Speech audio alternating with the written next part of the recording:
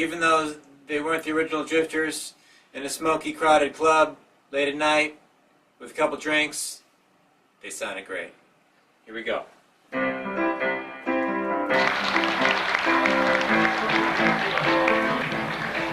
and gentlemen, welcome to the Prima Donna. The group, thank you. The group you're about to see tonight are like shining stars from the heavens above. They have traveled the world many times and are here to entertain you tonight. Ladies and gentlemen, let's give a warm welcome to the world-famous Drifters! Sweeter than wine.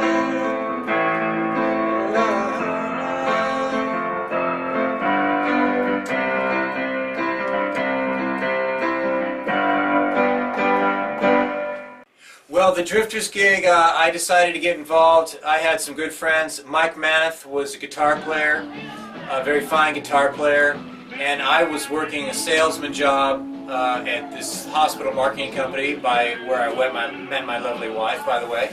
But anyway, I just couldn't be in an office, so he'd been with these Drifter guys, and there's many different incantations of the Drifters band. But he's the one who got me involved, Mike Maneth. And this is back around 89 or so.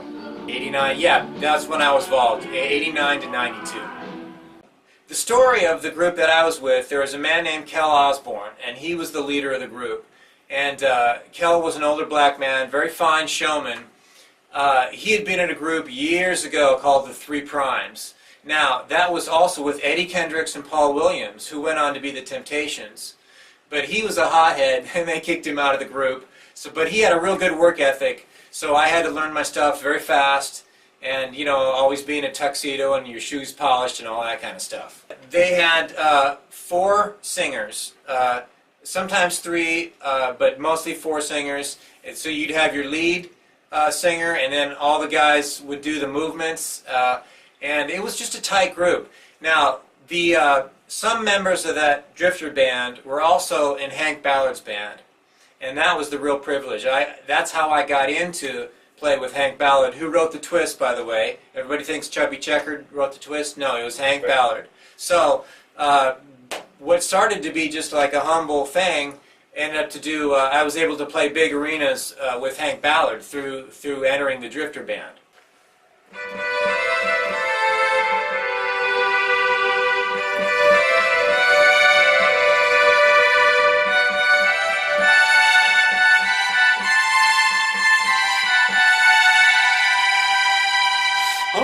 The boardwalk. Thank you. They're a great bunch of guys, and they lived and breathed this. They would literally, they wouldn't do anything else. I still had odd jobs and trying to make ends meet and this and that. And but just the commitment from those guys. We were lucky enough to we had 3 months one winter up in Sun Valley, the Elkhorn Lodge. That was a beautiful place. And we were there in one of their ballrooms, and that was probably the best gig we got. But we went all over. We did little tours in Idaho and Oregon and different places where they wouldn't know that we were the original. We weren't the original Drifters by any means. So, and it goes like this.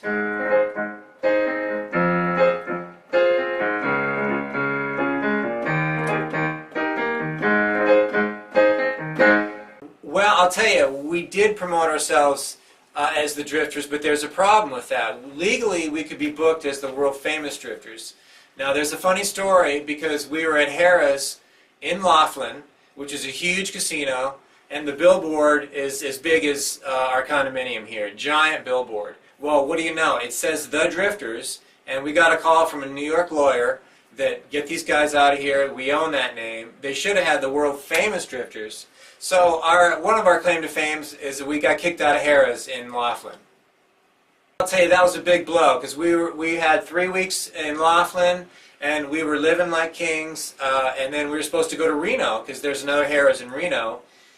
But we got canned. Literally, the armed security guard says, "You have an hour to evacuate the property," and we're like getting ready for the show and all that stuff. I'm like, what? So we had to scramble, get back to Los Angeles, and try to figure out our next move. So.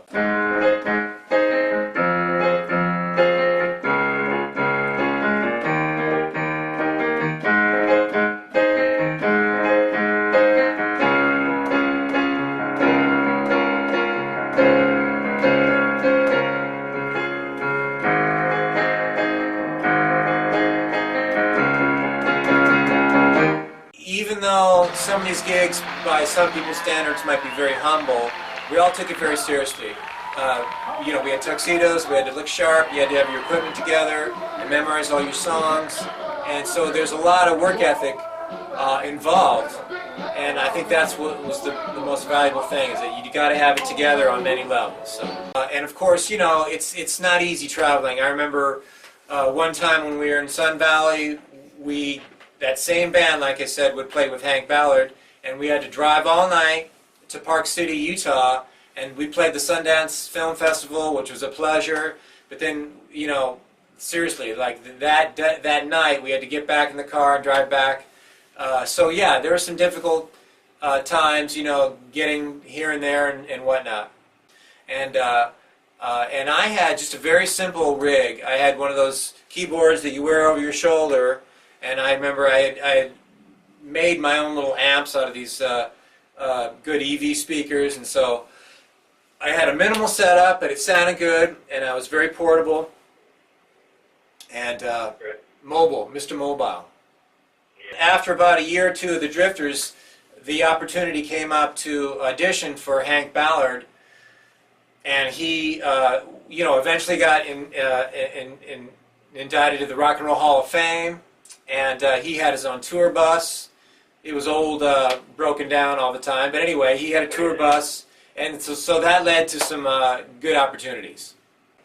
Now, I mean, I would much rather, if I'm going to put that effort into something like that again, I would like to do my own music, and so perhaps that has something in the future, we'll see.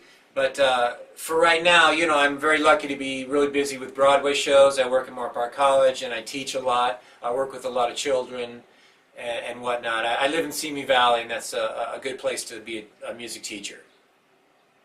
Now, this is one of my favorites because of this wonderful little string solo, which I'll demonstrate. It's all chromatic, all half step, really fast. Here we go.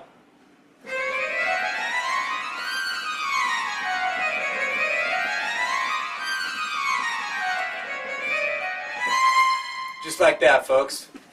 Thank you all for watching, and enjoy the Drifters music. Thank you.